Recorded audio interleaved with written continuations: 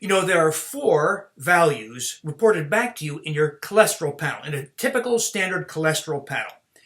They're total cholesterol, HDL cholesterol, triglycerides, and LDL cholesterol. And by the way, of those 4 measures, only the first 3 are actually measured. Total cholesterol, HDL cholesterol, and triglycerides. The LDL cholesterol, the value that is the focus of statin drug treatment, is a fictitious number. It's not measured, it's calculated from those other 3 values using an equation that is miserably outdated, imprecise, and subject to all kinds of errors, not in the calculation, but in the assumptions made to generate that equation. Yet that is the source for billions and billions of dollars and millions of prescriptions given to people for this number that's not even a real value. But anyway, back to the point. That triglyceride value is often neglected. It's often not even mentioned by many doctors. Yet buried in that value is tons of useful information. So when you get that cholesterol panel, I recommend you ignore the LDL cholesterol and the total cholesterol, by the way. That's a whole other conversation, but you'll find that conversation in the Undoctored book, the Undoctored blog, and some of the older conversations in the Wheat Belly materials as well. But that triglyceride value, often neglected, is packed with useful information. For instance, it gives you an index of your carbohydrate consumption and tolerance. If your triglyceride value is above the ideal is 60 milligrams per deciliter or less.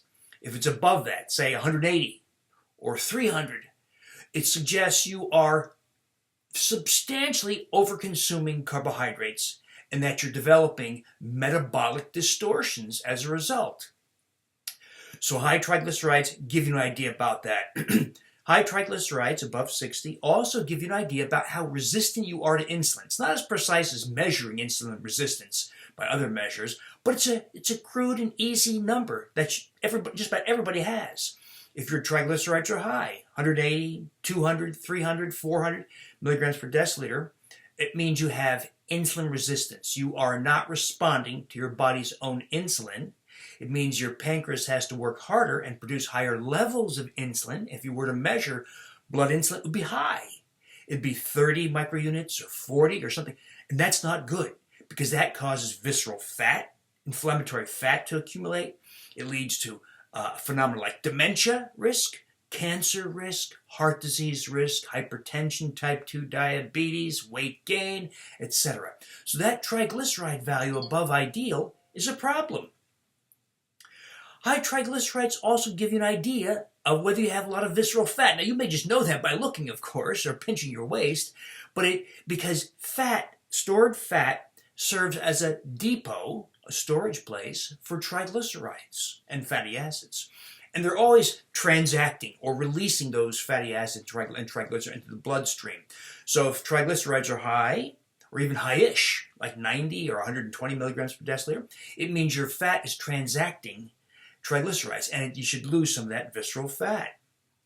Having higher triglycerides also means that you're likely to have an excess of small LDL particles.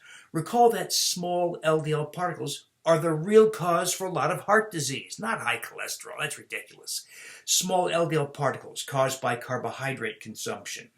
Well, the series of reactions in the body that lead to formation of small LDL particles requires triglycerides because triglycerides float in the bloodstream as what are called VLDL particles, very low density lipoprotein particles, rich in triglycerides. And those VLDL particles interact with LDL particles, not LDL cholesterol, the kindergarten version of how heart disease is understood by most doctors because they believe the sales reps in their office. No, LDL particles, low-density lipoprotein particles, interact with those VLDL particles, and they become enriched in triglycerides. The LDL particles do, and then a series of modifications of that particle lead to small LDL.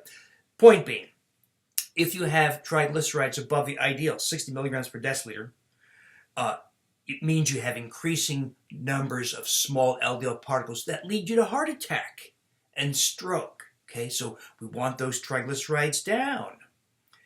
Having higher triglycerides also often suggests you have fatty liver because it's triglycerides that gum up the liver in fatty liver. That's why it's called fatty liver. Not because fat consumption causes fatty liver, because fat accumulation causes fatty liver. And it's triglycerides. Triglycerides are fats. But those triglycerides come mostly from carbohydrates and sugars. It's the process of liver or hepatic de novo lipogenesis. Don't remember that. Just remember that the liver converts sugars, like the amylopectins of grains or the sugars in sugary foods and soft drinks, converts sugars to triglycerides. It raises blood triglycerides. It raises liver triglycerides, fatty liver, okay? So in that triglyceride value, often neglected, is a ton of useful information for you to empower you in crafting a diet, in managing weight, in gaining better health. But you want an ideal triglyceride value, which is no higher than 60 milligrams per deciliter or less.